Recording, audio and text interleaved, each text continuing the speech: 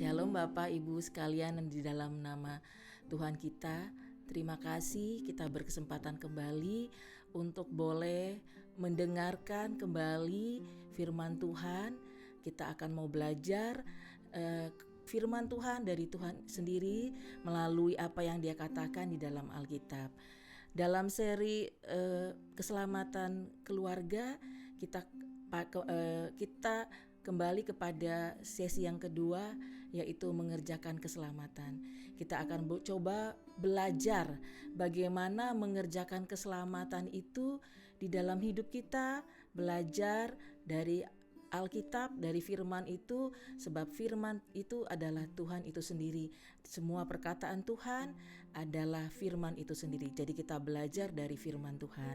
Sebelum kita masuk kepada firman Tuhan, kita akan angkat pujian untuk memuji dan menyembah Tuhan.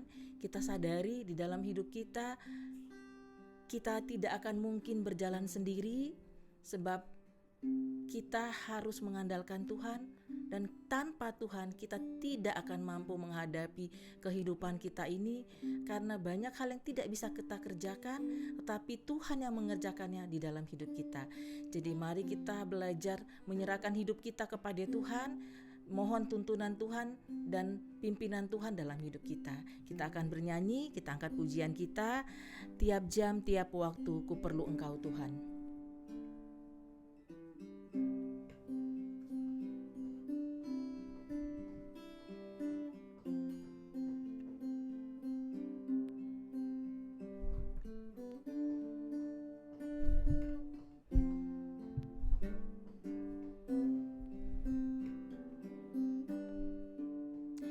Tiap jam, tiap waktu ku perlu Kau Tuhan. Tanpamu hidupku tak berarti. Jangan Kau biar walau sekejap daku berjalan sendiri. Pimpinlah jiwa yang lemah ini. Tiap jam, tiap waktu dampingi hamba-Mu. Seteru kan jauh bila Kau dekat. Jangan Kau biar walau sekejap daku berjalan sendiri. Bimbinglah jiwa yang lemah ini. Tuhan perisaiku, Tuhan gunung batuku yang teguh. Damai yang sempurna hanya ada padamu. Biar rencanamu yang jadi dalam hidupku. Pimpinlah jiwa yang lemah ini. Tiap jam, tiap waktu ajarkan maksud-Mu. Genapkan janji-Mu dalam hidupku. Jangan Kau biar walau sekejap daku berjalan sendiri. Pimpinlah jiwa yang lemah ini. Tuhan perisaiku, Tuhan gunung batuku yang teguh. Damai yang sempurna hanya ada padamu. Biar rencanamu yang jadi dalam hidupku. Pimpinlah jiwa yang lemah ini. Pimpinlah jiwa yang lemah ini. Hanya Tuhan yang bisa memimpin jiwa kita kepada pengenalan akan Dia.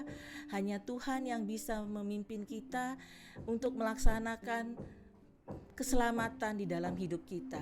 Karena itu kita mari berdoa, memohon tuntunan Tuhan atas segala sesuatu yang akan terjadi dalam kehidupan kita, supaya Tuhan yang pimpin dan pegang tangan kita, yang membimbing jalan kehidupan kita. Kita akan berdoa. Bapak dan Ibu,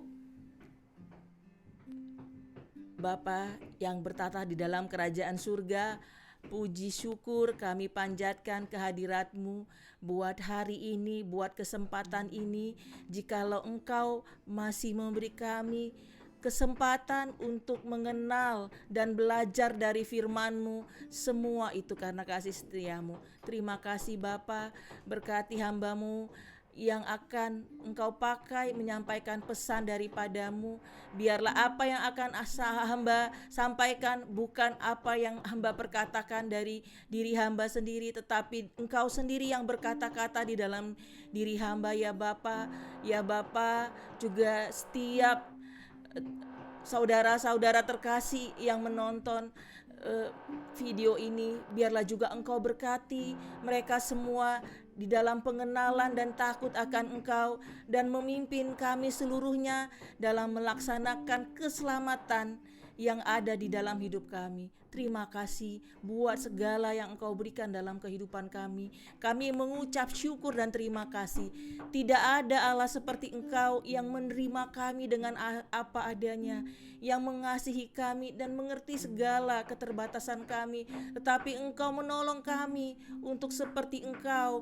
Hari lepas hari Engkau memproses kami supaya kami boleh hidup di dalam kekudusan-Mu. Terima kasih Bapa Yahweh, kami bersyukur kepadamu. Kami juga menyadari kesalahan kami di hadapan-Mu.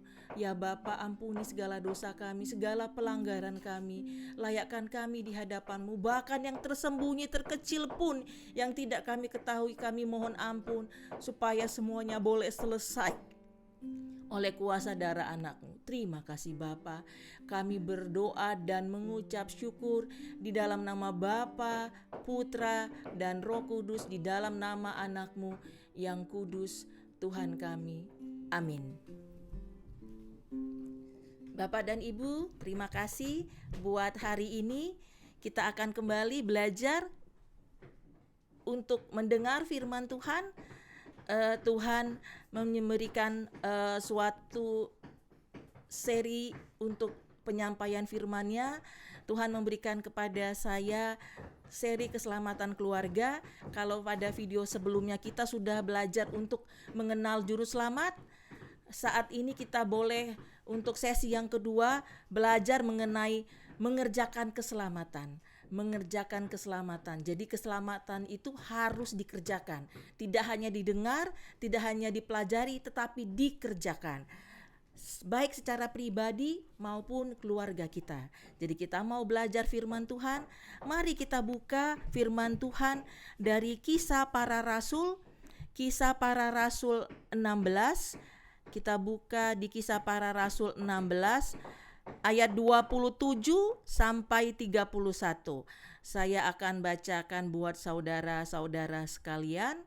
Ini perikopnya judulnya Kepala Penjara Filipi. Jadi ini kondisinya di mana Paulus dan Silas lagi sedang di penjara. Jadi ini sedang kita berbicara mengenai komunikasi atau pembicaraan kepala penjara dengan Paulus dan Silas dan orang-orang yang saat itu dipenjarakan. Kita akan mendengar bagaimana yang disampaikan oleh firman Tuhan. Saya mulai dari ayat 27. Ketika kepala penjara itu terjaga dari tidurnya dan melihat pintu-pintu penjara terbuka, ia menghunus pedangnya hendak membunuh diri karena ia menyangka bahwa orang-orang hukuman itu telah melarikan diri. Tetapi Paulus berseru dengan suara nyaring, katanya, "Jangan celakakan dirimu, sebab kami semuanya ada di sini." Kepala penjara itu menyuruh membawa sulu, lalu berlari masuk dan gemetar tersungkur ia di depan Paulus dan Silas. Ia mengantar mereka keluar sambil berkata, "Tuan, apakah yang harus aku perbuat supaya aku selamat?" Jawab mereka, "Percayalah kepada Tuhan Yesus Kristus dan engkau akan selamat, engkau dan seisi rumahmu." Saya ulangi yang ayat 31, jawab mereka, "Percayalah kepada Tuhan Yahushua HaMasyiah dan engkau akan selamat, engkau dan seisi rumahmu." Demikianlah firman Tuhan.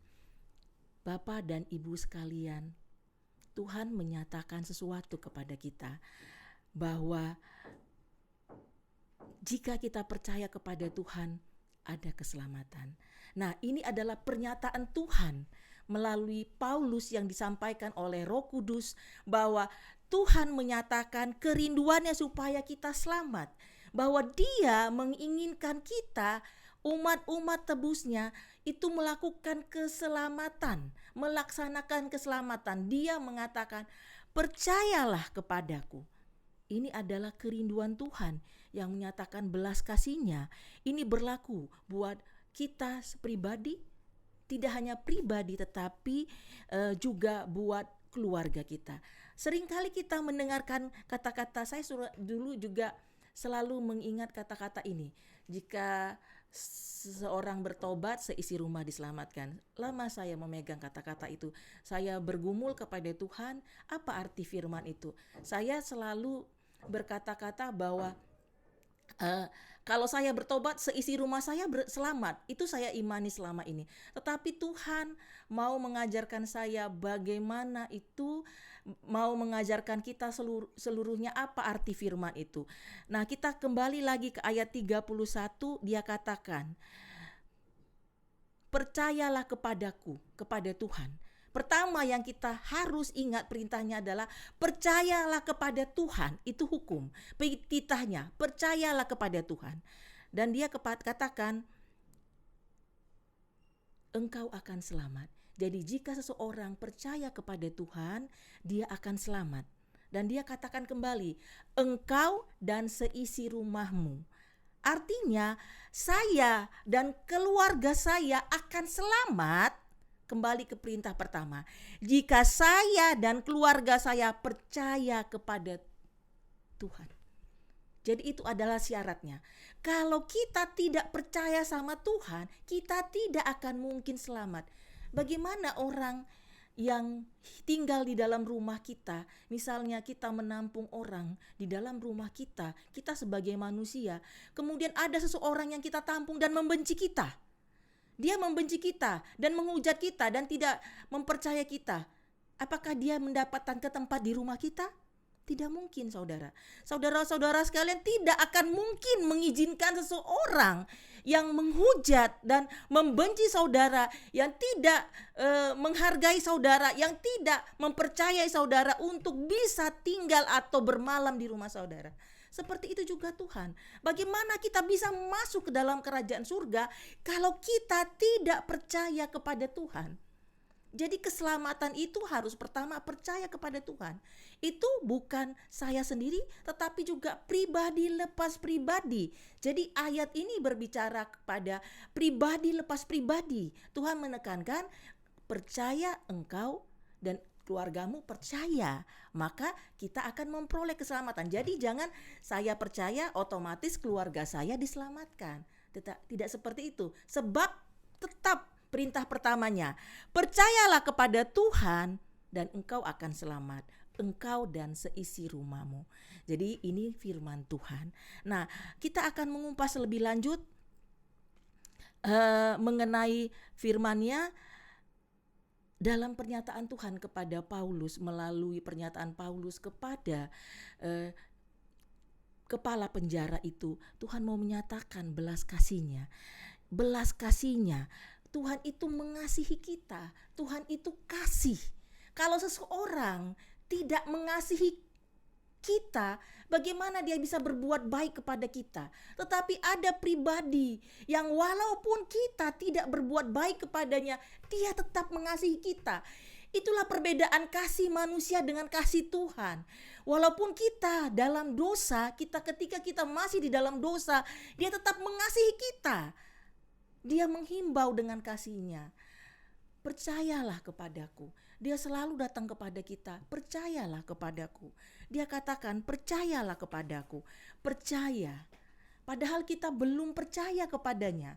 Tetapi kita sebagai manusia, kasih-Nya terbatas. Kalau orang baik sama kita baiklah sama orang itu. Tetapi ketika seseorang itu jahat sama kita juga tidak baik sama dia. Mari kita belajar tentang kasih yang tidak terbatas dari Tuhan. Karena kenapa? Hanya itu yang bisa membawa kita kepada keselamatan. Inilah adalah tuntunan Tuhan kepada kita supaya kita beroleh keselamatan. Atau inilah yang harus kita kerjakan di dalam kehidupan kita. Bagaimana meniru atau meneladani atau melakukan seperti apa yang Tuhan telah lakukan di dalam kehidupannya waktu dia datang kepada kita sebagai manusia. Yaitu kasih. Mari kita belajar tentang kasih Tuhan. Bagaimana kita bisa menyelamatkan. Gini, saya bercita-cita punya kerinduan. Karena satu lagi saudara, tidak akan mungkin seseorang bisa menjadi agen Tuhan menyelamatkan keluarganya kalau dia tidak punya kerinduan. Hal yang pasti, yang utama kita miliki, kita punya kerinduan untuk kita sendiri selamat, dan kita juga memiliki kerinduan bagaimana keluarga kita selamat. Bagaimana kita melakukan keselamatan kita yang pertama sekali. Setelah itu baru kita bisa menjadi agen Tuhan, menjadi keselamatan, jadi berkat keselamatan bagi keluarga kita. Kita baru belajar dari kasih. Kita kembali kepada 1 Korintus 13. 1 Korintus 13 ayat 13, ini ayat populer banget. Saya bilang, ini ya Tuhan ya, iya, ini populer sekali dan ini selalu kita katakan. Tetapi saya kaget kemarin Tuhan meminta saya untuk mengajarkan ini. Keselamatan ternyata relasinya adalah kasih. Nah, mari kita belajar dari 1 Korintus 13 ayat 4 dan 8 sampai 8.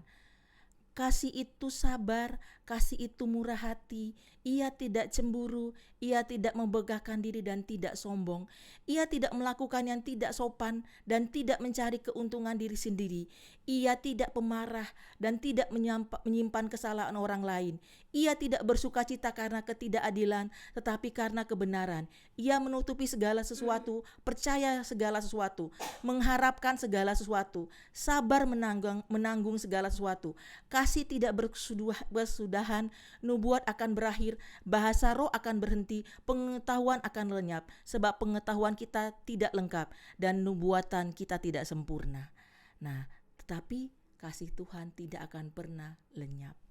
Nah, kita melihat segala sesuatu yang diperintahkan Tuhan tercantum atau terresume atau tersimpulkan di dalam kasih.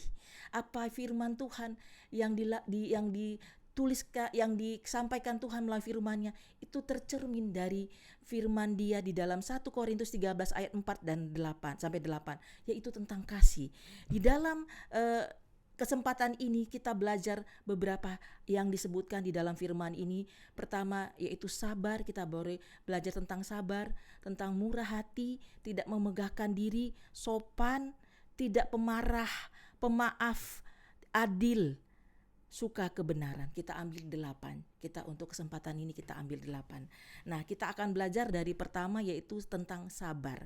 Apa yang disebutkan Tuhan sabar? Kita buka dari Kolose 3 ayat 3. Kolose 3 ayat 13. Kita ambil Kolose 3 ayat 13. Kita bacakan firman Tuhan. Sabarlah kamu seorang terhadap yang lain dan ampunilah seorang akan yang lain apabila seorang menaruh dendam terhadap yang lain. Sama seperti Tuhan telah mengampuni kamu, kamu perbuat jugalah demikian. Nah, saya kaget. Ternyata sabar itu tidak hanya sabar dalam arti menahan diri, tapi ada lanjutannya. Sabar juga menyangkut mengasalah, mengampuni. Saya pikir kalau saya bicara seperti ini, menahan diri, saya sudah sabar. Ternyata itu juga berbicara mengenai pengampunan. Karena kita tidak bisa sabar terhadap orang lain kalau kita tidak mengasihi dia. Bagaimana kita bisa sabar kepada orang lain kalau kita tidak bisa mengampuni orang lain? Kalau saya misalnya ketika saya bertemu sama bapak seorang teman saya, kemudian saya bicara mengejek dia, dan dia sudah di dalam Tuhan, dia sabar kepada saya, dia diam dan sabar. Bagaimana dia bisa sabar kepada saya yang selalu menghujat dan selalu menjelek-jelekan dia kalau dia tidak punya pengampunan, dia tidak bisa memaafkan saya? Karena kesabaran itu adalah buah dari pengampunan, pemaafan, kesegalahan. Itu yang disebut dengan Kolose 3 ini, bahwa segala sesuatu, Kolose 3:13, sabarlah kamu terhadap seseorang. Di dalam sabar kita terhadap seseorang dengan orang lain dibutuhkan suatu alat untuk boleh mengasihi dan memaafkan segala kesalahan orang lain. Sabar itu juga bermakna mengampuni orang lain. Karena kalau kita tidak bisa mengampuni orang lain, kita tidak bisa sabar. Karena kita akan membalaskan apa yang dia bilang. Kita tidak akan, kayak kemarin saya juga ditegur sama seorang hamba Tuhan ketika saya makan. Saya ditegur Tuhan karena waktu waiternya membilang kami datang jam 8, sampai di sana, kemudian dia bilang boleh duduk di sini sampai jam 9. Oh, kami gak bisa jam 9. Terus dia tunjukkan ke tempat yang lain. Oh, tapi gak boleh lagi sini. Di situ saya tidak sabar, saudara. Saya jatuh karena saya kesel sama dia. Nah, disitulah saya masih diproses sama Tuhan, bahwa berbicara mengenai kesabaran, di situ ada pengampunan, ada memaklumi orang lain, mengerti. Disitulah bisa sabar. Jika saya bisa mengerti kondisi, bisa memahami segala kelemahan waiter tadi dengan mengatakan walaupun sebenarnya customer itu adalah raja, tetapi disitulah kita dibimbing soleh sama Tuhan bahwa kita sabar termasuk hal sekecil-kecilnya. Apalagi sama seseorang yang menghajar kita, menghina kita, menghujat kita, menjelek-jelekan kita, bahkan ke tempat suatu hal yang paling dasar dia menjelek-jelekan kita. Di situ bukan hanya sekedar mengerti, memahami, di situ butuh pengampunan untuk bisa sabar, untuk bisa sabar menghadapi kelakuan atau teman kita, saudara kita, siapapun. Itu kita butuh kesabaran, di situ butuh untuk level paling tinggi pengampunan, saudara-saudara. Nah, ini kita sudah bicara tentang sabar. Kemudian jadi saya selalu mengambil contoh kepada diri saya, karena gimana pun Bapak dan Ibu mengenal saya. Bapak Ibu tahu siapa saya. Daripada saya mengoreksi orang lain, mendingan saya mengoreksi diri saya. Karena saya pun di dalam proses pertobatan, saya juga dalam proses melaksanakan keselamatan. Sebab saya belum sempurna, saya sedang proses menuju kesempurnaan. Dalam ketidaksempurnaan itulah Tuhan memanggil saya supaya saya boleh menjadi sukacita bagi orang-orang yang punya kelemahan seperti saya. Jadi di dalam proses itu, dalam panggilan itu saya diproses Tuhan untuk mengubahkan karakter. Tuhan tahu saya, saudara-saudara tahu saya, siapa saya sebenarnya. Tetapi dalam itu kasih Tuhan ada. Disinilah saya mengerti kasih. Di dalam melaksanakan keselamatan itu ujungnya adalah kasih. Kita belajar yang kedua mengenai murah hati. Kita kembali ke dalam Lukas 6.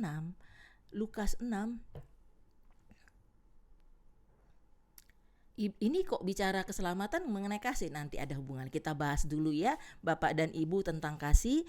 Kasih yang kita ambil yaitu dari Lukas 6 ayat 38.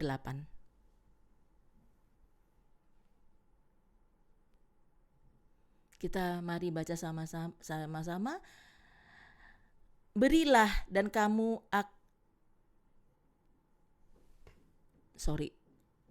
murah hati ya. Berilah dan kamu akan diberi suatu takaran yang baik, yang dipadatkan, yang digoncangkan, dan yang ditumpah keluar akan dicurahkan ke dalam ribaanmu. Sebab ukuran yang kamu pakai untuk mengukur akan diukurkan kepadamu. Saya bingung Tuhan, kenapa ya ini Tuhan kasih saya untuk menjelaskan mengenai murah hati? Karena saya menyadari kita kadang-kadang bermurah hati bagi orang yang bermurah hati kepada kita. Seringkali kita membalas kebaikan orang yang baik kepada kita. Kali kita melakukan hal yang baik karena dia baik kepada kita. Karena kita mau mendapatkan jabatan, karena kita mau mendapatkan suatu pengakuan. Tetapi di sini Tuhan mau mengajar kita kemurahan bagaimana yang Dia inginkan. Kemurahan Tuhan itu adalah pemurah. Sebagaimana Tuhan, kita menginginkan Tuhan bermurah sama kita dalam segala berkat, dalam segala hal yang di dalam hidup kita. Takarannya itu seperti yang kita inginkan Tuhan berikan kepada kita. Seperti itulah yang kita berikan kepada orang lain takarannya. Jangan kita merubah takarannya. Kalau kepada Tuhan kita minta yang besar, tapi kemurahan yang kita berikan kepada manusia atau saudara kita, takarannya sangat kecil, bahkan hampir-hampir tidak ada. Jadi ini berbicara takaran. Bagaimana kita bermurah hati kepada orang lain. Bapak dan Ibu, bermurah hati itu tidak mudah. Karena itu menyangkut memberi. Memberi tidak hanya memberi tentang uang, juga tentang perhatian, tentang mendengarkan saudara kita untuk sharing aja itu sudah memberi, Bapak dan Ibu. Bagaimana kita memberikan waktu kita kepada orang lain untuk boleh bersekutu. Nah, di mana gini Bapak dan Ibu, saya diingatkan kembali Tuhan saat ini, memberi yang terberat itu adalah ketika adik saya mencaci maki saya dan menjelekkan saya di tingkat yang paling rendah. Tetapi ketika dia dalam kesulitan, saya harus menolongnya, harus bermurah hati seperti takaran yang Tuhan berikan kepada saya. Kembali dalam kemurahan hati pun kita bicara tentang pengampunan, karena kita tidak bisa bermurah hati kepada orang lain kalau kita tidak bisa mengampuni orang lain. Kembali lagi Tuhan ingatkan, pengampunan, mengampuni orang lain. Karena kita bisa mengejarkan sabar kalau kita bisa mengampuni atau memaafkan orang lain. Kita bisa murah hati karena kita memiliki maaf dan pengampunan. Karena enggak selalu yang kita berikan itu adalah teman kita. Bahkan musuh kita harus kita bermurah hati. Sebab bagaimana kita bisa bermurah hati kepada musuh kita kalau kita tidak bisa mengampuni? Kalau kita masih menganggap dia musuh, itu berarti kita belum bisa mengampuni. Dan segala sesuatu pekerjaan yang kita harus lakukan di dalam Tuhan, itu harus ada pengampunan. Saya belajar kok ujung-ujungnya pengampunan ya Tuhan. Murah hati juga harus ada pengampunan. Karena yang meminta kepada kita bisa jadi orang yang menyakiti kita, yang kita tidak menganggap dia musuh, tetapi apa yang dia perbuat di dalam kehidupan kepada kita itu adalah mencerminkan sikap seorang musuh. Tetapi saya tidak melabeling dia adalah musuh saya, tetapi perbuatan dia mencerminkan dia adalah musuh. Sebab hanya seorang musuh yang melakukan itu terhadap saya. Tetapi saya tidak pernah menganggap dia musuh. Saya mengasihi dia. Setiap saat saya bermurah hati padanya. Itulah yang Tuhan inginkan kita lakukan dalam kehidupan kita. Bermurah hati sesuai dengan takaran yang kita inginkan, yang kita rindukan Tuhan berikan kepada kita. Seperti itulah kita memberikannya kepada sekalipun musuh, walaupun kita tidak menganggap musuh. Apalagi kepada saudara. Banyak orang, Bapak dan Ibu, bermurah hati bagi teman-teman gerejanya, biar dia dipuji, bagi sahabat-sahabatnya. Tetapi adiknya, kakaknya yang tahu siapa dia di rumah, apakah dia pernah memberi? Apa dia mengasihi? Tapi kalau di hadapan teman-teman, di hadapan saudara-saudara, mungkin teman satu punguan apa, dia sangat baik, dia pahlawan, tetapi di keluarganya sepeser pun dia tidak pernah bermurah hati. Apakah itu yang inginkan Tuhan kepada kita? Mari kita koreksi diri kita sendiri. Oke, kita lanjut lagi dari murah hati, tidak memegahkan diri. Kita kembali di dalam Efesus 2. Kita ke dalam Efesus 2. Efesus 2. Maaf ya Bapak dan Ibu, saya kacamatanya sudah harus ganti nih, jadi agak susah membaca. Ayat 8 sampai 9. Kita berbicara tidak memegahkan diri. Sebab karena kasih karunia kamu diselamatkan oleh iman, itu bukan hasil usahamu, tetapi pemberian Allah. Itu bukan hasil pekerjaanmu. Jangan ada orang yang memegahkan diri. Sekali lagi saya bacakan. Sebab karena kasih karunia kamu diselamatkan oleh iman, itu bukan hasil usahamu, tetapi pemberian Allah. Itu bukan hasil pekerjaanmu. Jangan ada orang memegahkan diri. Saya mau bercerita sama saudara, kira-kira artinya apa ini? Saya pernah jatuh di dalam dosa memegahkan diri. Kenapa saudara? Saya selalu mengatakan kepada orang lain, saya adalah tulang punggung keluarga. Betapa sombongnya saya. Saya memegahkan diri dengan apa yang Tuhan berikan kepada saya. Itu pemberian Tuhan. Tetapi saya mengakui itu sebagai kekuatan saya, pekerjaan saya, hasil pekerjaan saya. Padahal di dalam Alkitab disebut pemberian Tuhan. Jikalau kamu ada sebagaimana kamu ada hari ini, semua itu karena kasih dan pemberian Tuhan, bukan hasil pekerjaanmu. Jangan karena kita memegahkan diri, justru kita kembali menundukkan diri dan memberikan semua pujian itu kepada Tuhan. Saya lupa bahwa saya tidak mengatakan dalam diri mulut kepada orang lain, tetapi saya mengatakan di dalam hati saya sendiri. Saya bangga, saya bisa menolong keluarga saya. Saya congkak, saya merasa saya padahal bukan itu yang Tuhan mau. Karena apa yang saya terima dalam hidup saya itu adalah pemberian Tuhan, bukan hasil pekerjaan saya. Jadi saya tidak boleh memegahkan diri. Jika kalau saya bisa memegahkan diri, saya hanya boleh memegahkan diri di dalam Tuhan. Saya bisa bersyukur, Tuhan terima kasih bahwa Tuhan memberikan saya kesempatan dalam kondisi ini untuk menjadi berkat. Saya berterima kasih karena Tuhan memberkati saya, memberikan pemberian kepada saya. Saya mengucap syukur, saya mengembalikan semuanya kepada Tuhan. Itu yang seharusnya saya lakukan di dalam posisi itu, tetapi saya malah sebaliknya. Jadi saat ini saya belajar proses untuk bermegah di dalam Tuhan, bahwa saya bersukacita dalam Tuhan yang saya percaya Dia mengerjakan mujizat. Itu yang saya harus megahkan diri. Saya bermegah di dalam Tuhan bahwa Tuhan mengerjakan mujizat di dalam saya. Dia berkuasa. Apa yang tidak pernah saya pikirkan, apa yang tidak terlintas dalam pikiran saya, itu yang Tuhan kerjakan dalam saya. Dan saya bisa merasakan keajaibannya. Saya bersuka di dalam Dia, bermegah di dalam Dia. Karena saya memiliki Allah yang luar biasa.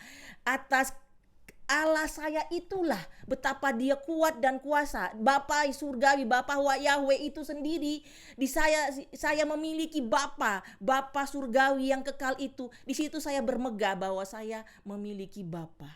Itulah yang saya boleh bermegah karena saya memiliki hal yang kekal yang tidak bisa dibeli dengan apapun, dan saya bermegah atas itu, yaitu bermegah di dalam Tuhan, bukan atas apa yang saya berikan saya ada sama saya, karena itu kata Alkitab bukan hasil kerja saya tapi pemberian Tuhan. Jadi itu ya Bapak dan Ibu, cara kita untuk bermegah diri. Kita kembali lanjut ke sopan. Bagaimana kita belajar untuk sopan?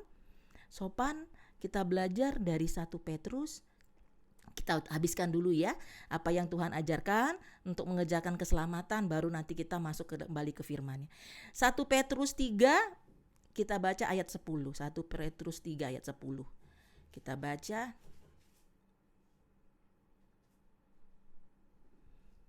Siapa yang mau mencintai hidup dan mau melihat hari-hari baik, ia harus menjaga lidahnya terhadap yang jahat dan bibirnya terhadap ucapan-ucapan yang menipu. Sopan itu bukan berarti, ya Pak, baik Pak, terima kasih, saya bersyukur. Tidak saudara. Apa dikatakan Tuhan dalam 1 Petrus 3 ayat 10? Dikatakan, siapa yang mencintai hidup dan mau melihat hari baik, dia harus menjaga lidahnya terhadap yang jahat dan bibirnya terhadap ucapan yang menipu. Jadi lidah kita jangan berbicara tentang yang jahat, dan bibir kita terhadap ucapan yang menipu. Jadi Tuhan tidak menginginkan kita jadi penipu. Itulah yang disebut sopan. Tuhan tidak mau lidah kita, pembicaraan kita itu berbicara mengenai penipuan. Itulah belajar sopan, tidak menipu. Kemudian kita bagaimana menjaga lidah kita terhadap yang jahat. Saya mau menceritakan kepada Bapak dan Ibu pengalaman saya ditegur sama Tuhan. Tuhan bukan hanya marah kepada saya, tapi Tuhan murka kepada saya. Ketika saya berdoa suatu hari pada hari pagi, saya adalah pendoa syafaat di gereja saya. Ketika saya selesai memimpin doa sebelum kebaktian dimulai, saya mendengar dari Tuhan, saya kecut hati saya bahwa Tuhan mengatakan dia murka kepada saya. Saya bingung, apa Tuhan murka kepada saya? Saya pikir-pikir, kenapa Tuhan murka? Tuhan membukakan, karena saya mengatakan sesuatu terhadap hamba Tuhan. Dia yang adalah orang yang diurapi Tuhan. Lidah saya mengatakan hal yang jahat, yaitu walaupun menurut saya sebagai ukuran manusia, saya hanya menceritakan hal yang harus diperbaiki. Itu versi saya. Oh, sebenarnya hamba Tuhan ini harus memperbaiki ini. Nah, saya mengatakan itu. Tetapi Tuhan marah, tidak hanya marah, murka kepada saya. Karena saya menggunakan lidah saya untuk mengatakan ucapan-ucapan yang jahat. Itu saya pikir, saya baru mendengar jawabannya tadi pagi. Saya bertanya jawab dan bersharing dengan hamba Tuhan, kebetulan lagi nginap di rumah saya. Dan saya baru mendapat, dan Roh Kudus sendiri yang berbicara, kenapa Tuhan marah kepada saya, murka kepada saya. Karena kenapa? Saya belum lolos, saya juga sama seperti dia. Seperti saja saya menjelekkan diri saya sendiri ketika saya mengatakan dia misalnya, saya contoh ya, misalnya dia itu misalnya sombong, padahal saya sombong, saya belum lolos untuk meninggalkan kesombongan. Saya mengatakan lidah saya pakai untuk menceritakan hamba Tuhan bahwa dia sombong, padahal saya sendiri sombong. Itu kan sama saja saya mengatakan diri saya sendiri. Saya sendiri masih berdosa, masih belum lolos di dalam proses Tuhan untuk karakter itu, tetapi saya mengatakan kepada orang lain. Saya belajar, jika Tuhan tidak menyuruh kita untuk menegur seseorang, jangan mengatakan yang jahat. Katakan yang sebenarnya, tetapi ingat, periksa diri kita sendiri dulu. Apakah kita sudah layak mengatakan itu kepada dia? Dia orang yang diurapi, terutama jaga mulut kepada hamba-hamba Tuhan. Mereka itu adalah orang yang diurapi Tuhan. Jangan sekali-kali menghujat hamba Tuhan, sebab ada tuannya. Ingat teladan Daud, bagaimana dia menghormati orang yang diurapi Tuhan. Saul itu sudah undur roh Tuhan daripadanya, tetapi Daud sama sekali tidak mau menyentuh Daud tidak mau menyentuh Saul. Karena kenapa? Daud tahu Saul adalah orang yang diurapi Tuhan. Dia berdiri atau dia duduk, dia berdosa atau dia baik, itu urusan tuannya. Tetapi jika seseorang, misalnya ketika Nabi Nathan disuruh Tuhan untuk menegur Daud ketika dia berdosa dalam dosa perzinahan. Nah, di situ dikatakan Nabi Nathan. Tapi saya dalam proses ini saya mengerti, seseorang yang dipakai Tuhan untuk boleh menyampaikan pesan atau menegur seseorang, dia pasti sudah lewat di dalam proses itu. Dia sudah lewat di dalam proses itu sehingga dia layak untuk menjadi messenger Tuhan. Kalau dia belum layak untuk itu, dia tidak akan disuruh Tuhan untuk menyampaikan pesan. Bapak dan Ibu, kalau kita belum sungguh-sungguh itu mengatakan sesuatu, jaga lidah kita, terutama kepada hamba-hamba Tuhan. Jangan berkata yang lain. Kita harus belajar sopan. Sebab sopan yang dikatakan Tuhan di sini adalah menjaga lidah supaya tidak berkata yang jahat, dan bibir dengan ucapan-ucapan penipu. Jangan menipu orang lain. Supaya kita selamat, kita menipu. Nah, inilah yang disebut sopan. Baik, kita sekarang kembali ke tidak pemarah. Ini adalah karakter saya yang paling saya bergumul untuk bergumul untuk berubah. Jujur saya, karakter pemarah itu adalah untuk menjadi tidak pemarah, saya bergumul kepada Tuhan. Saya bergumul kepada Tuhan. Bukan setiap hari, setiap saat saya bergumul. Saya kadang berkata sama Tuhan, Tuhan, saya lelah untuk menjadi pemarah. Saya tidak mau marah. Tolong saya menyerah, angkat bendera putih. Karena saya tahu saya tidak akan mampu melakukannya jikalau bukan Tuhan melakukannya di dalam saya. Jika Tuhan tidak membuka ikatan pemarah itu, saya tidak akan bebas. Karena saya masih hamba dosa. Tetapi saya bersyukur pada Tuhan. Lewat pemberitaan firman-Nya, saya dibebaskan menjadi orang merdeka. Saya tidak lagi marah. Saya dalam proses untuk belajar tidak marah, Bapak dan Ibu. Jadi selalu contohnya saya. Tuhan tidak mengizinkan saya untuk memberikan contoh orang lain. Karena kenapa? Saya belum pantas untuk menegur orang lain. Saya belum 100% di dalam kebenaran akan Tuhan dalam pelaksanaan. Saya dalam proses melaksanakan keselamatan di dalam hidup saya. Nah, kita baca tidak pemarah itu dari Yakobus. Yakobus pasal 1. Kita baca ayat 19 sampai 20. Yakobus 1 ayat 19 sampai 20. Pendengar atau pelaku firman, tidak pemarah. Hai saudara-saudara yang kukasihi, ingatlah hal ini. Setiap orang hendaklah cepat untuk mendengar, tetapi lambat untuk berkata-kata, dan juga lambat untuk marah. Sebab amarah manusia tidak mengerjakan kebenaran di hadapan Bapa. Saya ulangi sekali lagi, hai saudara-saudara yang kukasihi, ingatlah hal ini. Setiap orang hendaklah cepat untuk mendengar, tetapi lambat untuk berkata-kata, dan juga lambat untuk marah. Sebab amarah manusia tidak mengerjakan kebenaran di hadapan Allah. Nah, jadi saya belajar begini, saya ambil firman ini seperti ini, saudara-saudara sekalian. Bagaimana kita supaya merubah karakter kita pemarah? Kita harus belajar menjadi pendengar. Kita cepat, kita dengar apa kata-kata orang lain. Kita dengar dan kita tahan mulut kita untuk berkata-kata. Kita kembali ke sopan. Kesopan, karena orang yang sopan baru dia tidak bisa pemarah. Karena kalau kita belum sopan, kita tidak bisa marah. Kita pasti masih bisa mengerjakan marah. Jadi lidah kita ini yang kita jaga. Nah, di sini saya belajar Bapak dan Ibu, saya belajar. Saya sharing kepada Bapak Ibu, saya belajar dalam proses belajar untuk mendengar dan lambat berkata-kata.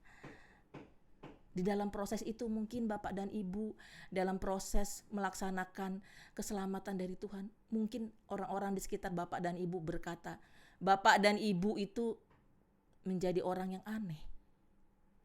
Tetapi karena kita akan berbeda terhadap orang lain, kita berbeda dari orang lain. Tetapi ini adalah proses yang akan Tuhan berikan kepada kita, karena kita akan lebih senang mendengar dan lambat berkata-kata.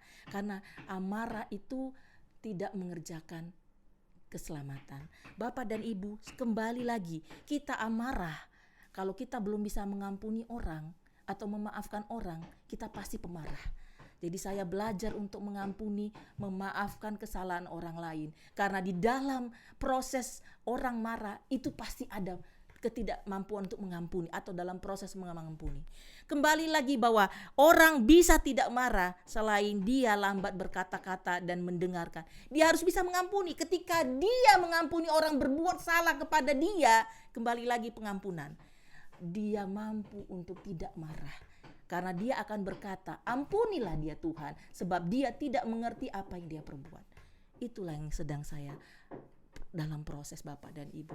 Kita saling mendoakan bahwa kita bisa melakukan proses-proses kasih ini, poin-poin yang Tuhan katakan dalam kasih untuk bisa kita laksanakan dalam hidup kita. Nah, kita kembali ke Matius 18. Matius 18, tinggal beberapa lagi baru kita kembali lagi tadi pada keselamatan. Matius 18, saya cepat, 21 dan 22. 21 dan 22. Kemudian datanglah Petrus dan berkata kepada Yahusua, Tuhan, sampai berapa kali aku harus mengampuni saudaraku jika ia berbuat dosa terhadap aku. Sampai 7 kali Yahusua berkata kepadanya, bukan, aku berkata kepadamu, bukan sampai 7 kali, melainkan sampai 70 kali 7 kali. Artinya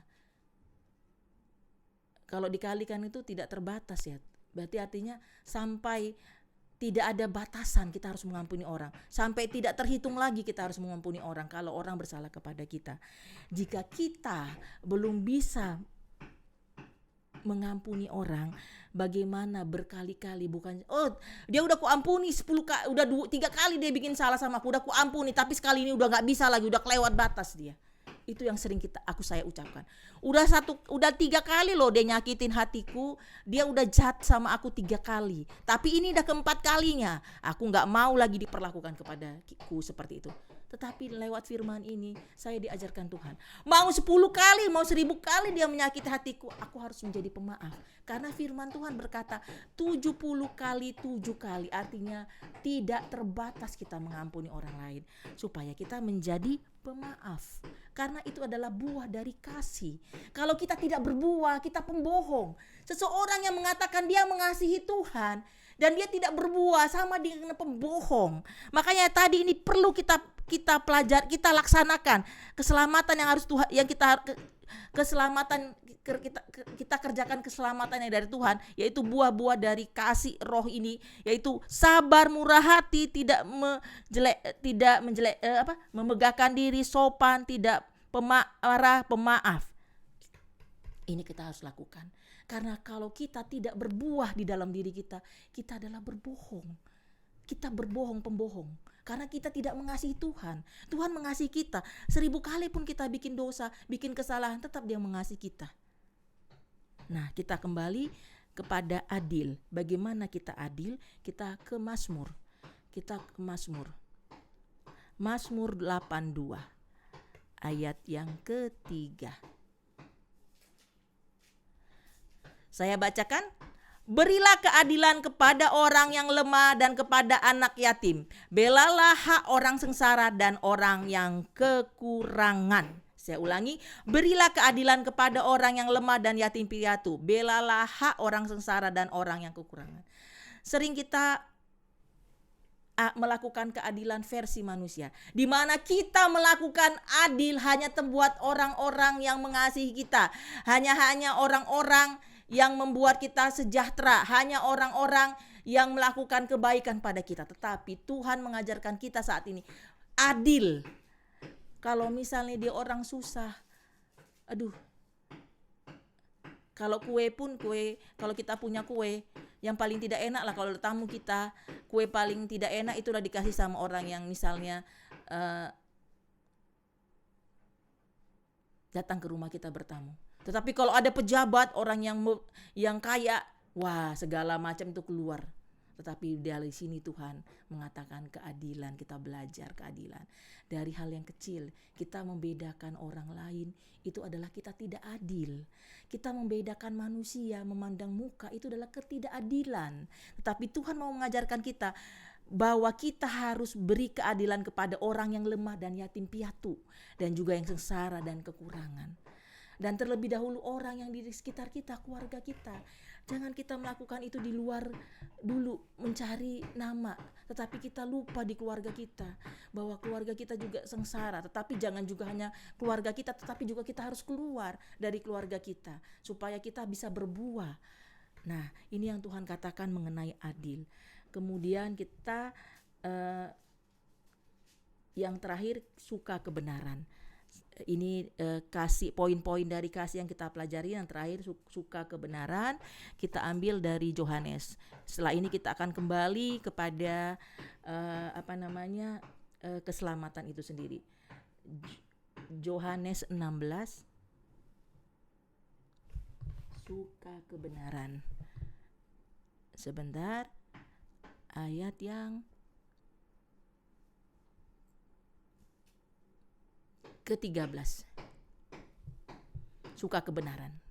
Yohanes 16 ayat 13. Tetapi apabila ia datang, yaitu roh kebenaran, ia akan memimpin kamu dalam seluruh kebenaran. Sebab ia tidak akan berkata-kata dari dirinya sendiri, tetapi segala sesuatu yang didengarnya itulah yang akan dikatakannya, dan ia akan memberitahukan kepadamu hal-hal yang akan datang. Jadi yang akan datang itu adalah roh kebenaran.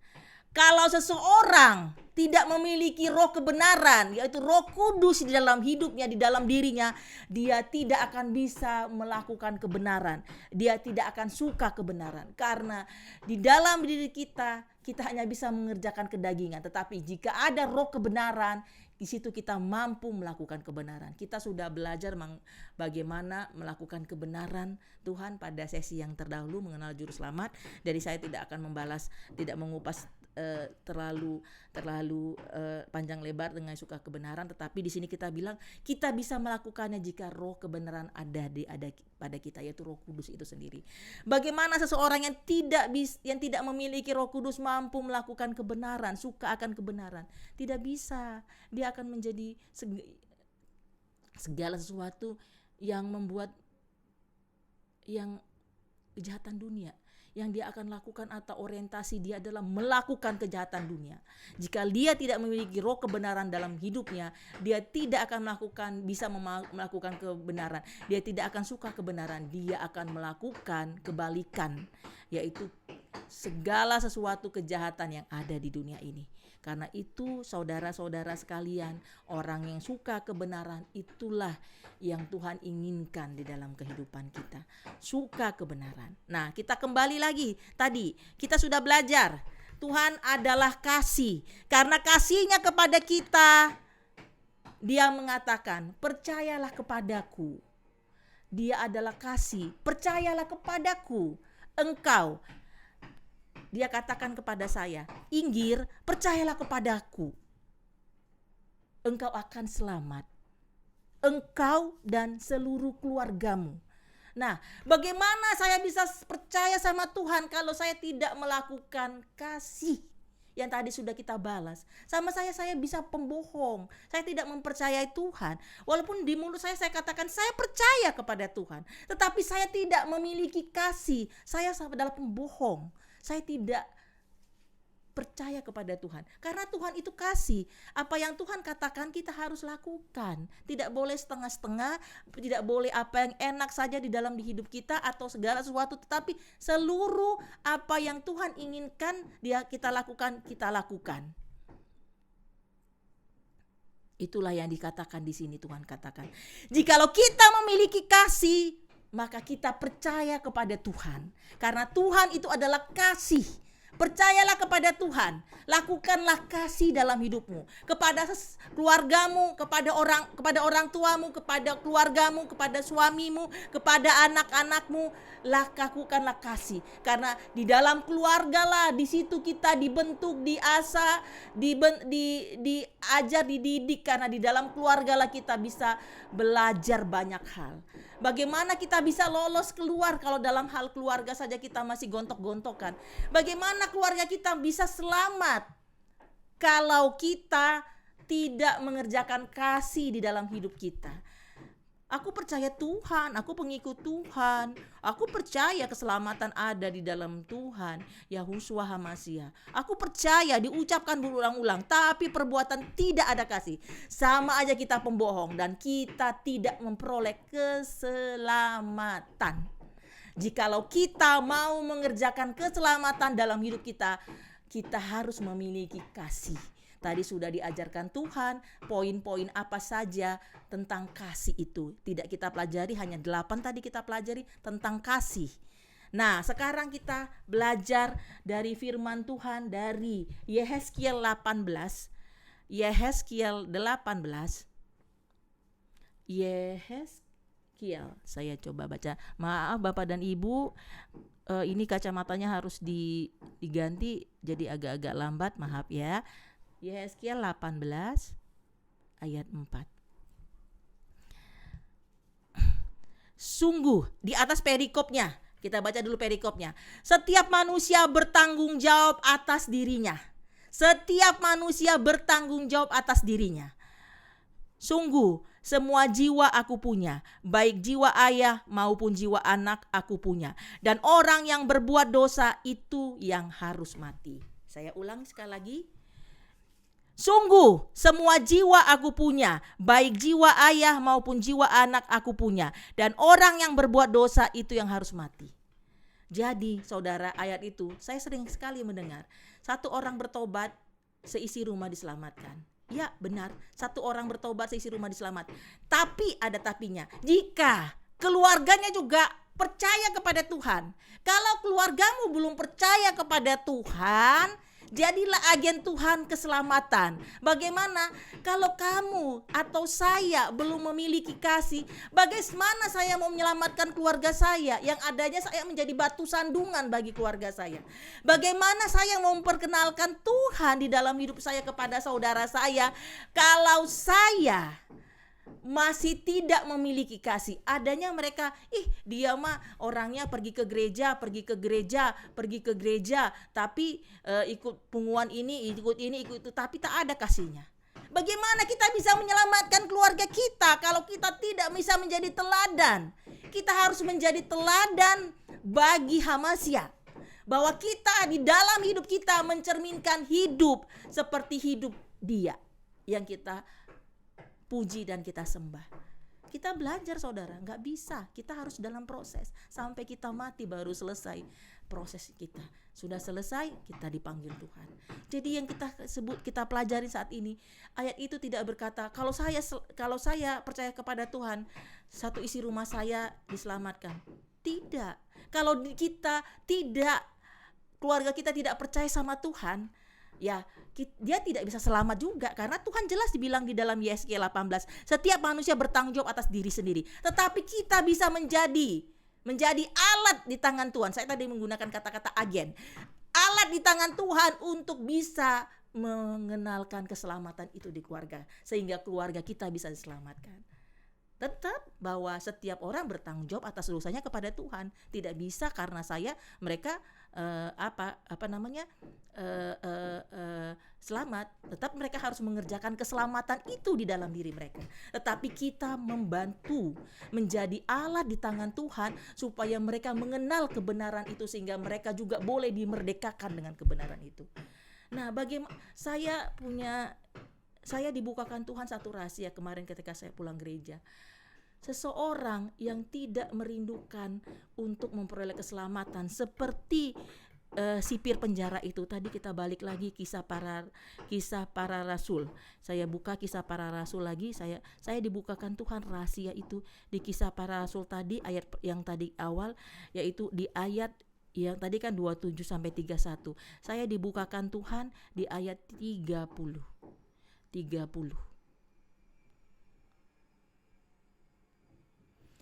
Ia dalam sini yaitu sipir penjara mengantar mereka keluar sambil berkata, Tuhan, apakah yang harus aku perbuat supaya aku selamat? Dia memiliki kerinduan untuk selamat. Dan dia juga pada saat itu, mungkin ini tidak dijelaskan Alkitab, mungkin juga menginginkan keluarganya selamat, bukan hanya dia sendiri. Makanya juga firman Tuhan kepada Paulus pada saat itu termasuk ke keluarganya. Dia malah rindukan bagaimana kita bisa selamat kalau tentang keselamatan itu sendiri tidak pernah terlintas di pikir kita. Boro-boro mau selamat, apa itu keselamatannya tidak mengerti. Bagaimana seseorang mau diselamatkan, dia nggak tahu cara mengerjakan keselamatan. Tadi cara mengerjakan selamat salah satunya adalah kasih, karena Tuhan itu adalah kasih. Kalau kamu tidak memiliki kasih, kamu tidak bisa mengerjakan keselamatan. Kita sama juga pembohong.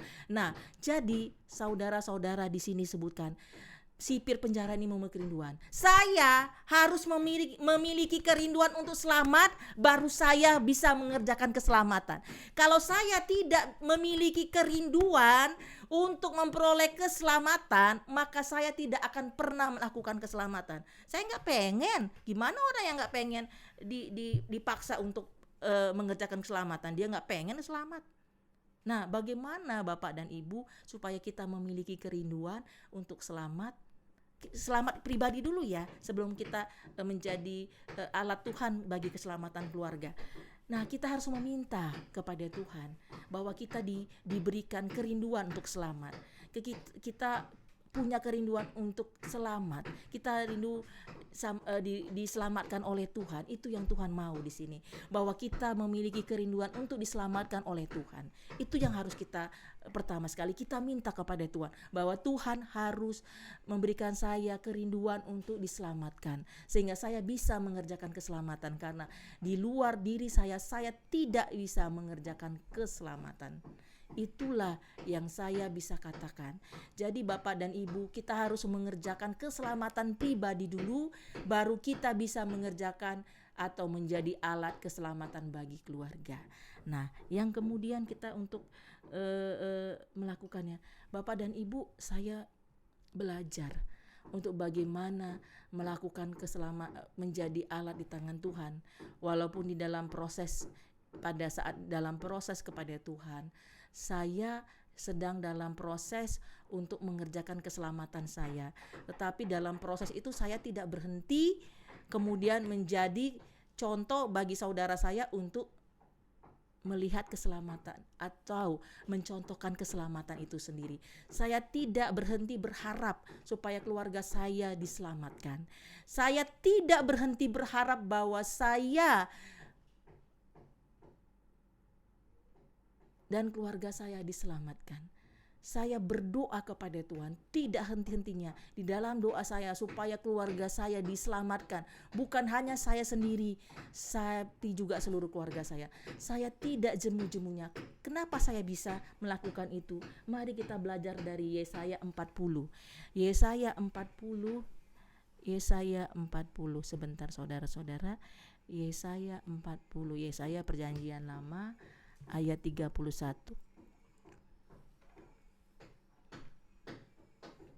Yesaya 40 ayat 31.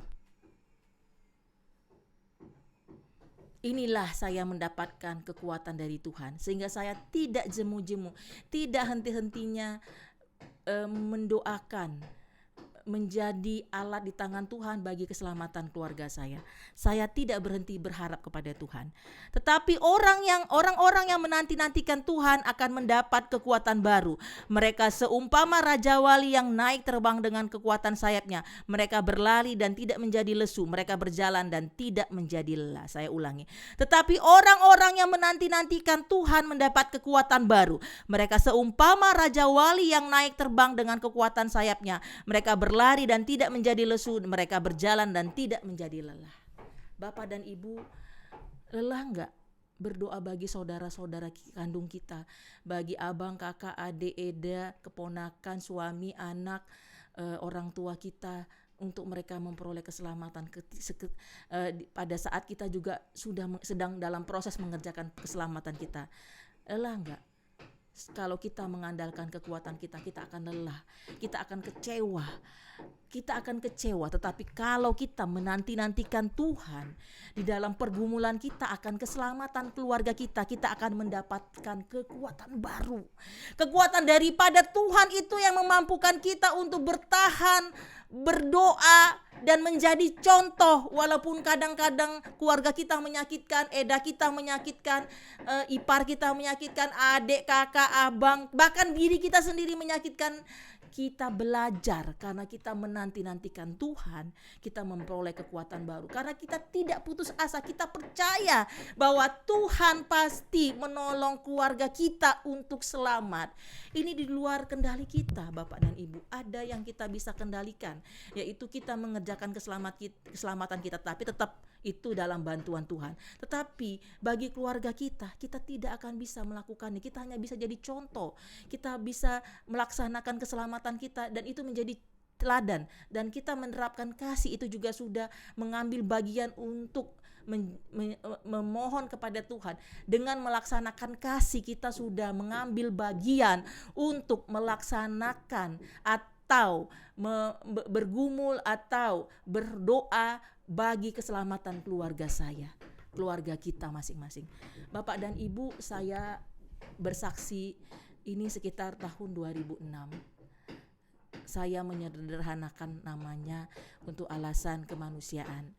Jadi saya memiliki saudara Di masa lalunya saya tidak tahu apa yang dia lakukan, dan tapi saya tahu Tuhan sudah mengampuni. Jadi dia kena HIV, dia kena HIV AIDS. Waktu itu saya baru masih masa-masa kerja awal, masih di bawah 10 tahun pekerjaan pertama saya lah. Jadi masih uangnya juga pas-pasan. Jadi saya baru tahu juga HIV AIDS itu obatnya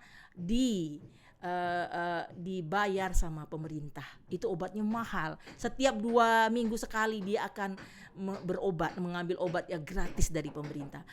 Bapak dan Ibu, saudara saya sudah mengecewakan saya, sudah mengecewakan keluarga, semua sudah mengecewakan suaminya. Tetapi disitulah Tuhan, saya punya kerinduan untuk dia boleh selamat. Saya berdoa setiap hari, tidak hanya berhenti dengan doa, saya juga memberikan dukungan sebisa saya supaya dia bisa berobat, ongkosnya, makanannya, ala kadarnya. Saya dan adik saya berdua mendukung supaya dia punya makanan, supaya dia bisa berobat, ada ongkosnya setiap dia tinggal sama orang tuanya. Akhirnya dia tinggal sama orang tuanya di Siantar, supaya dia bisa pergi berobat ke Medan, ke rumah sakit ada Malik, supaya dia dapat obat. Jadi saya pun melakukannya. Saya berdoa kepada Tuhan. Satu hari Bapak dan Ibu, katakanlah kemarin itu dia menelpon saya. Dia manggil saya Eda, saya besok saya mencret. Oh jadi gimana dak? Eda, saya besok mau berobat, opname di mana dak? Di rumah sakit Pirngadi. Oh gitu. Eda perlu apa? Eda nanti Eda ke rumah orang tua saya kasih uang lumayan buat nambah, bukan lumayan, untuk sekedar bantu Eda untuk ongkos, ganti ongkos dan orang yang merawat menunggu Eda di rumah sakit ya, karena saya di Jakarta, dia di Medan. Jadi saya berikan. Nah, pada saat paginya kami masih berkomunikasi, dia di rumah ibu saya, dia nerima uang, saya titipkan dari ibu saya melalui transfer, kemudian pergi ke Ada Malik, ke rumah sakit Pirngadi. Sampai di rumah sakit Pirngadi, dia masih menelpon saya. Jadi kami selesai berkomunikasi sekitar habis makan siang. Jam 12, jam 1 kami sudah 3 kali bertelepon terakhir. Nah di jam 3-an saya masih di kantor itu. Saya ingat banget jam 3 sampai setengah 4 kurang, saya didorong Tuhan untuk menelpon dia. Saya akhirnya menelpon dia. Saya telepon dia dari kantor, saya pakai handphone sudah ada. Saya telepon dia, saya katakan kepada dia, Eda gimana kondisinya? Tapi pada saat itu Tuhan bukakan suatu rahasia kepada saya.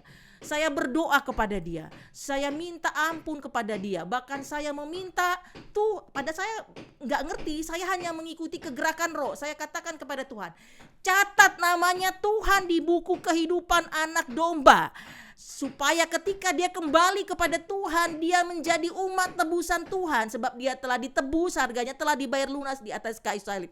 Karena itu aku berkata, hidupnya bukan dia lagi, tetapi Yahushua HaMashiach yang sudah memilikinya.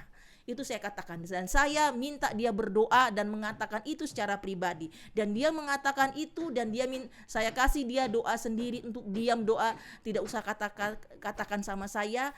Dia berdoa sendiri. Dia berdoa di dalam saat itu.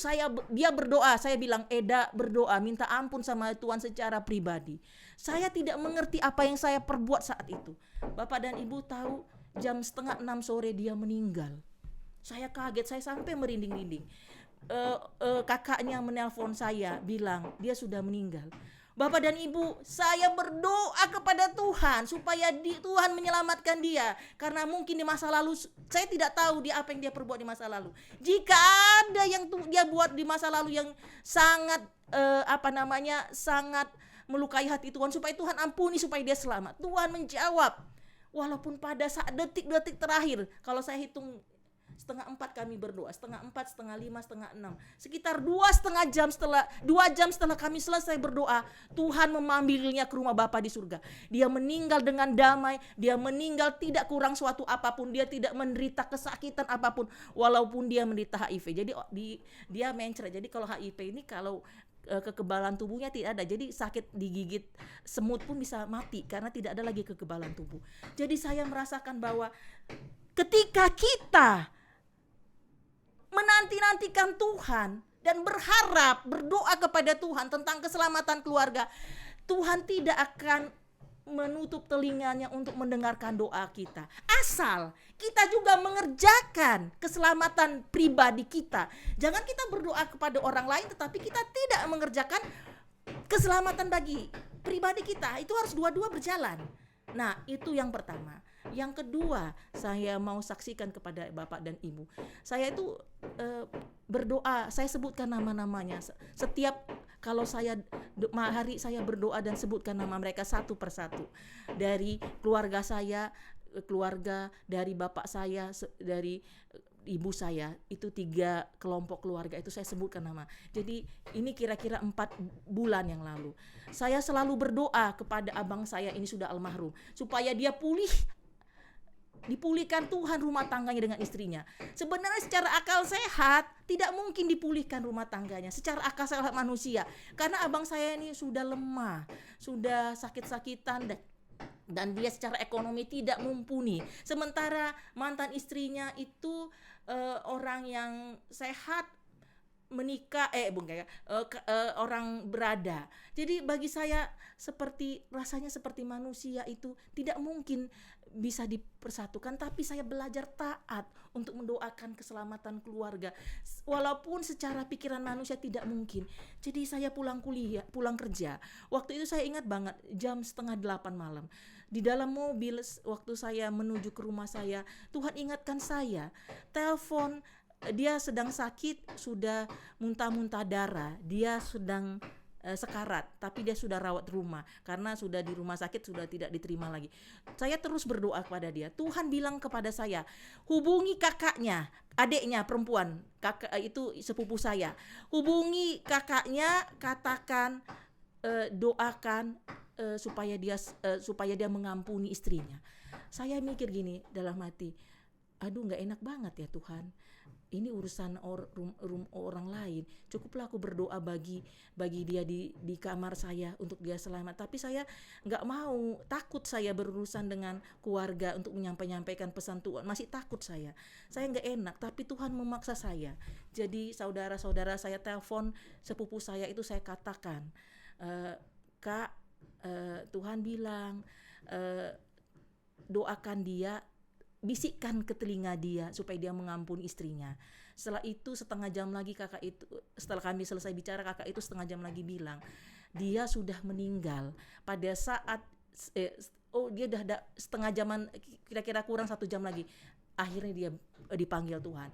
Tetapi apa yang kamu sampaikan aku sudah sampaikan di kupingnya pada saat ku bilang ampuni bang. Aku juga nggak tahu dia dendam sama istrinya, dan kakak itu cerita memang dia dendam sama istrinya. Dan ketika kakak itu mendoakan di kupingnya supaya abang kami ini mengampuni istrinya, dia bereaksi. Yang tadinya sudah dia koma, dia bereaksi, ada reaksi yang dia lakukan. Tetapi dalam iman saya percaya dia sudah diselamatkan. Walaupun detik-detik saya berdoa, Tuhan, walaupun di alam roh Engkau bisa membuat dia bertobat, karena dia belum kembali kepadamu. Dia masih hidup di dalam sisa waktunya, walaupun dia koma, Tuhan bisa melakukan mukjizat. Dan saya percaya pada saat itu Tuhan melakukan mukjizat. Jadi saudara, dari 2 cerita ini saya mau berkesimpulan, jangan pernah lelah berdoa bagi keluargamu untuk mereka supaya selamat. Yang kita harus lakukan adalah menanti-nantikan Tuhan supaya kita mendapat kekuatan baru. Dan satu lagi, jangan lupa mengerjakan keselamatan bagi dirimu sendiri. Jangan mengerjakan keselamatan bagi orang lain dengan berdoa, bergumul, menjadi alat di tangan Tuhan bagi keselamatan orang lain, tapi kita lupa mengerjakan keselamatan bagi diri kita sendiri. Saya tetap kepada kesimpulan yang seperti yang lalu, bagaimana kita bisa mengerjakan keselamatan diri sendiri kalau kita tidak punya waktu bersekutu dengan Tuhan? Bagaimana kita bisa mengerjakan keselamatan kalau kita tidak mencintai Tuhan, tidak membaca firman? Bagaimana kita bisa mencintai Tuhan, kita tidak pernah menyembah Dia? Bagaimana kita bisa mencintai seseorang yang kita tidak bisa pernah kita puji? Tuhan loh. Kita bagaimana kita mengatakan pada dia, aku mencintaimu. Nggak pernah bersekutu dengan Tuhan, tidak pernah berdoa meluangkan waktu, tidak pernah baca Alkitab firman-Nya. Tetap kita melakukan keselamatan pribadi. Setelah itu kita mengerjakan keselamatan bagi orang lain, menjadi alat di tangan Tuhan. Jangan lelah berdoa bagi saudaramu. Mungkin kau sudah 10 tahun, 20 tahun berdoa bagi saudara-saudaramu supaya mereka bertobat. Jangan lelah. Tetap nantikan Tuhan, sebab kita akan mendapat kekuatan baru seumpama Raja Wali yang naik terbang dengan kekuatan sayapnya. Dikasih kekuatan. Apapun juga itu tetap hak prerogatif Tuhan. Jadi saudara, kita kembali ke ayat yang tadi di awal. Kita akan kembali di ayat penutup, kita kembali ke ayat itu, Kisah Para Rasul 16, Kisah Para Rasul 16. Kita baca ayat 31 sebagai penutup. Saya bacakan ayat 31. Kita ambil kesimpulan. Bapak dan Ibu sekalian, jawab mereka, percayalah kepada Tuhan Yahushua HaMasyiah dan engkau akan selamat, engkau dan seisi rumahmu. Percayalah kepada Tuhan. Kita lepas pribadi harus percaya kepada Tuhan. Jika kalau kita tidak percaya kepada Tuhan, kita tidak akan bisa selamat. Kemudian, kalau kita sudah mengerjakan keselamatan di dalam hidup kita, kita menjadi alat di tangan Tuhan, mengerjakan keselamatan, mengajarkan. Kita tidak bisa mengerjakan ya, mengajarkan atau mencontohkan bagaimana keselamatan itu bisa dilakukan, dikerjakan melalui perbuatan kasih. Dan dalam doa kita dan permohonan kita kepada Tuhan. Jadi, mari kita mulai saat ini mengerjakan keselamatan kita, harus memiliki kerinduan. Jangan hanya pengen bilang cinta Tuhan, tapi tidak pernah bersekutu dengan Tuhan. Jangan bilang aku percaya kepada Tuhan, tapi tidak memiliki kerinduan untuk selamat. Dan tidak mengerti apa itu keselamatan. Bahkan tidak pernah tahu apa itu keselamatan. Jangan cerita aku percaya Tuhan, kalau tidak punya kasih. Bagaimana kita bisa bilang aku mengasihimu Tuhan, kalau kita tidak memiliki kasih dalam hidup kita. Jadi kita harus belajar kasih. Dalam kasih itu mengajarkan keselamatan dalam hidup kita, dan kita baru bisa menjadi contoh teladan bagi keselamatan keluarga kita. Demikianlah firman Tuhan. Kita berbahagialah orang yang mendengar dan mengerjakan firman Tuhan. Diberkatilah kita semua. Sebelumnya kita akan menutup dengan doa. Mari kita bersatu dalam doa. Terima kasih Bapa buat kasih setiamu. Kami sudah mendengarkan firman-Mu dan kami boleh belajar mengerjakan keselamatan di dalam hidup kami. Ya Bapa, tolong kami memberikan kerinduan dalam hati kami untuk kami semakin rindu mengerjakan keselamatan. Ya Bapa, ajar kami mengenal-Mu secara pribadi dan benar-benar bersungguh-sungguh dalam Engkau. Kami berdoa dan bermohon bagi-Mu. Selamatkan kami Bapa dan keluarga kami, supaya kami sungguh-sungguh bertobat, berbalik dari jalan-jalan kami yang salah, sungguh-sungguh bertobat di hadapan-Mu. Tolong kami Tuhan dalam mengerjakan keselamatan kami. Tolong kami Tuhan, kalau ketika kami jatuh kami bangkit. Tolong Tuhan, bagi kami yang saat ini hidup di dalam dosa, supaya bangkit dan meninggalkan dosa itu. Tolong kami Tuhan, supaya kami datang kepada Bapa yang hidup dan boleh diselamatkan. Jikalau masih ada kata-kata yang berasal dari pribadi hamba, Tuhan ampuni hamba. Jikalau ada perkataan yang tadi disampaikan itu hanya perkataan kedagingan hamba minta ampun. Dan hamba mohon tuntunan di kesempatan berikutnya yang Engkau berikan, hamba tidak melakukan lagi. Segala puji, hormat, kemuliaan hanya layak bagi-Mu, ya Bapa, Yahweh, yang kami sembah di dalam nama Tuhan Yahushua HaMasyiah dan persekutuan dengan Bapa Roh Kudus hari ini sampai selama-lamanya. Maranatha. Haleluya. Amin. Terima kasih Bapak dan Ibu sekalian. Biarlah kita diberkati dengan firman Tuhan.